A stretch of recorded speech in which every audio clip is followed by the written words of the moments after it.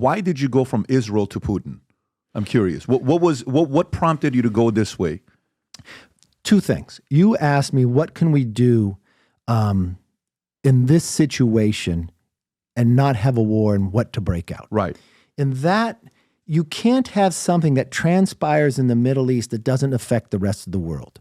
So I was trying to give you a snapshot of where we actually sit in the world today. Henry Kissinger, before he passed away, he wrote this article with Graham Allison. Graham wrote Destined for War. He served under Ronald Reagan and also with Clinton. He was great in the Cold War. But they started this article with three numbers, 79, 79, and 9. You know what those numbers mean? It's been 79 years since we had a great war. That's actually a really long time, okay? Between World War I and World War II, think about that. It's been 79 years since any country has used an atomic or nuclear weapon. There are 9 countries with that capability. So this all circles back around. If we were sitting here in the 1960s and we were going through the missile crisis of Cuba, we would have projected that there'd be 40 countries with a nuclear weapon. When did we project that? No, we would have thought, I'm just telling you what we probably would have thought with them, but we would have thought it would have grown that way. Right. So we've done a pretty good job of holding it together. 9. Right. If Iran is allowed to get a nuclear weapon, it will move to 40. Saudi Arabia the next day will have one. Everybody will feel they have to protect. And how do you control a world in that situation? Is that the biggest fear? Is the fear that they will be the number one tipping point to everybody else having it, that the 9 will become 40? Well, the fear would be if more people have it and you have a change in leadership and you have, if you have more that have it and you have these unstable people as leaders, they'll use it. And today you could have small nuclear weapons, right? And you watch where China's building up. And if you're living in a neighborhood that your neighbor has it, you're going to feel you have to protect yourself. That's a much harder place for diplomacy to work. So let me ask you, so go back to Iran and Israel, right? Yes. I've interviewed directors of different CIA, different Mossad. I've had Mossad, former director of Mossad from the 80s on. I had the former director of CIA that was under Clinton. And I've had a few guys. I'm curious to know what's going on with who has the best intelligence. Isn't it known that worldwide, probably the best intelligence is Mossad, or would you put us ahead of Mossad?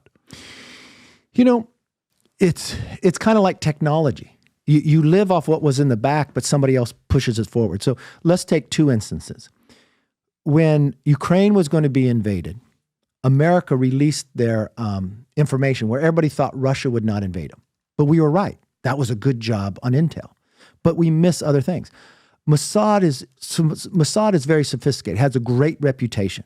But how did October 7th happen? This is my interpretation why. And look, I was a Gang of 8, but I can't tell you anything inside. I'm just going to tell you what I read from the outside. Because what they used in October 7th, we start relying more on technology. Because we think technology is further advanced. And it is, right? We're going to listen to your phones. We're going to see where you are. They went back to old school.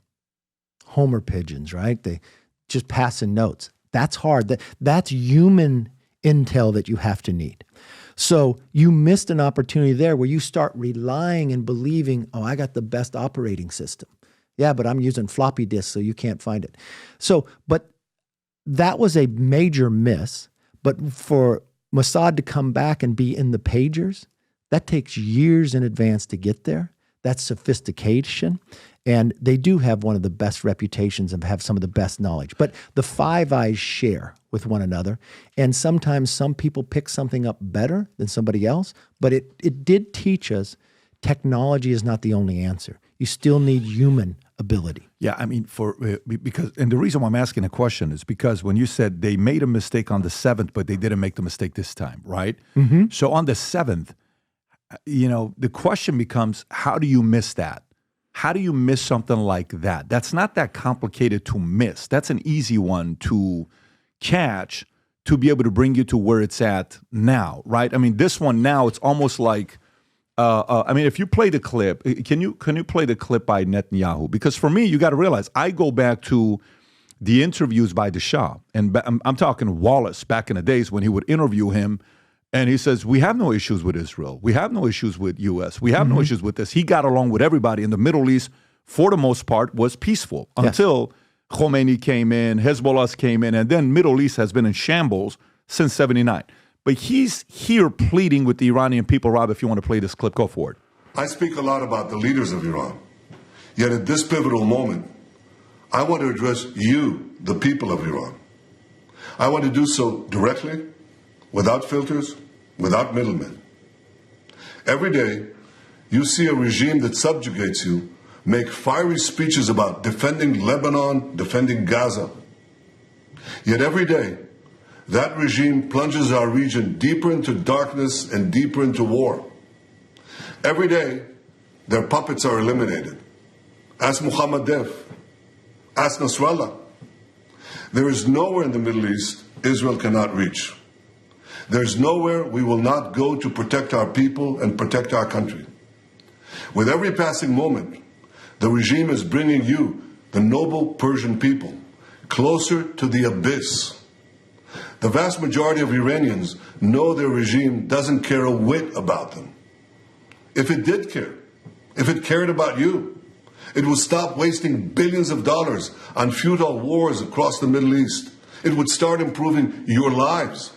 Imagine if all the vast money the regime wasted on nuclear weapons and foreign wars were invested in your children's education and improving your health care, in building your nation's infrastructure, water, sewage, all the other things that you need. Imagine that. But you know one simple thing. Iran's tyrants don't care about your future, but you do. When Iran is finally free, and that moment will come a lot sooner than people think. Statement right there. That's powerful. Everything will be different. Our two ancient peoples, the Jewish people and the Persian people, will finally be at peace. Our two countries, Israel and Iran, will be at peace. You can pause that right there. So you know what it makes me need think? more of this. No, I agree. I mean, but you know what I think about? Here's what I think about. Two things can be right at the same time. Let me speculate. I'm not in this world. This is your world. I'm a guy that just runs a business and has conversations with people that are involved in business, politics, sports, different things. I enjoy these types of conversations. But for me, he gives me the vibes of a true believer. He gives me the vibes that he thinks and firmly believes the existence of Hamas, Hezbollah, Houthis, any one of these guys, the existence of them makes the Middle East unsafe. I believe he firmly believes that. I don't think there's an ounce of doubt there. I think he's a true believer. He's not gray. I think in that area, he's a firm believer.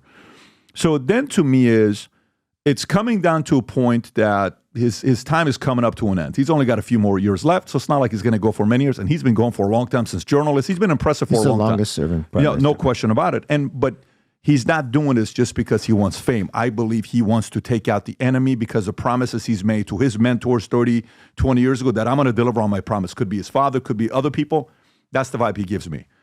So you have that good of a intelligence, and then that event happens. That's kind of like that's like a open layup. It's not like somebody made a tough shot on you. It's an open layup. They could have got that. This is the USA gear, limited edition for the rest of the year. If you love America, sport this USA gear. On the side, it says Future Looks Bright. On the back, it says Valuetainment. On the side, it's got the American flag. We got the shirts. We got the flip-flops. These are the only flip-flops I wear when I'm at the house and walking the dogs. It feels amazing with the gel in it. So if you love America, if you believe the future looks bright, if you love Valuetainment, click on the link above or below.